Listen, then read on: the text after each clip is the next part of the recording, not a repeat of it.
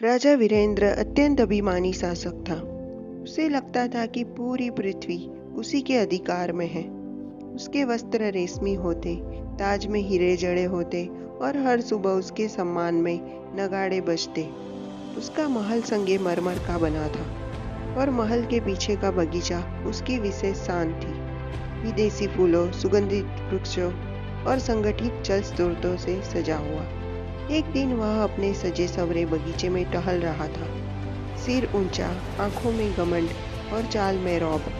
तभी उसने देखा एक गरीब बच्चा उस बगीचे के कोने में बैठकर मिट्टी में कुछ बना रहा था। वह नंगे पांव था, उसके बाल बिखरे थे, कपड़े मैले थे और हाथों में गीली मिट्टी। राजा भड़क उठा। यह कौन है जिसने मेरे बगीचे की पवित्रता भंग की? राजा ने दहाड़ते हुए पूछा। सैनिक भागकर आए, पर बच्चा बेखौफ बैठा रहा। राजा गरजा, ये बच्चा, ये मेरा बगीचा है। मिट्टी से गंदगी फैला रहा है तू। यह कोई सड़क नहीं जहाँ तेरा झोपड़ा खड़ा हो। जानता है मैं कौन हूँ? बच्चा धीरे से खड़ा हुआ। उसकी आंखें मासूम थी, पर उसमें सवाल छिपे थे। उसने राजा की आंखों में देखकर पूछा, आप कौन है? राजा ने सीना चौड़ा किया। मैं राजा हूँ, इस महल का स्वामी, इस जमीन का अधिपति। मेरे पास दौलत है, सेना है, नाम है, पहचान है। यह मिट्टी, यह बगीचा सब मेरा है।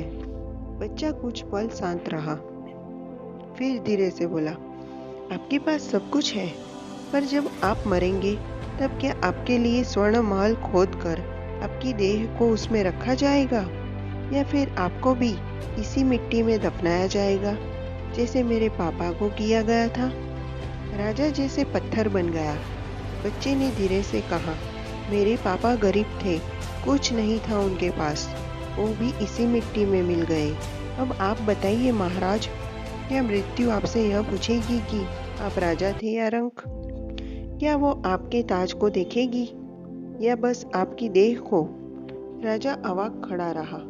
बच्चा आगे बोला, आप कहते हैं ये महल, ये बगीचा, ये पहचान सब आपका है, तो क्या आपकी मृत्यु के बाद यह शरीर भी आपका रहेगा? राजा की आंखें भर आई। वह चुप था। पहली बार उसकी जुबान को कोई शब्द नहीं मिले। उसे एहसास हुआ, ना मैं यह शरीर हूँ, ना मेरा यह नाम स्थायी है, ना यह बगीचा मेरा है और ना यह अभिमान सच्चा है। राजा ने अपनी तलवार जमीन पर रख दी। वह बच्चे के सामने घुटनों के बल बैठ गया, पहली बार जीवन में किसी के सामने झुकते हुए। उसने बच्चे का हाथ पकड़कर कहा, बेटा, आज तुमने मेरी आंखें खोल दी। मैंने जीवन भर राज किया, पर जीवन का अर्थ तुमने मुझे समझाया। अब यह बगीचा सबका है, तुम्हारा भी, तुम्हारे पापा का भी और मेरा भी। और राजा ने पहली बार अपने रेशमी वस्त्रों को छोड़ हाथों से मिट्टी उठाई। उस मिट्टी से वह बच्चा जो घर बना रहा था, उसमें वह भी एक ईंट रखने लगा।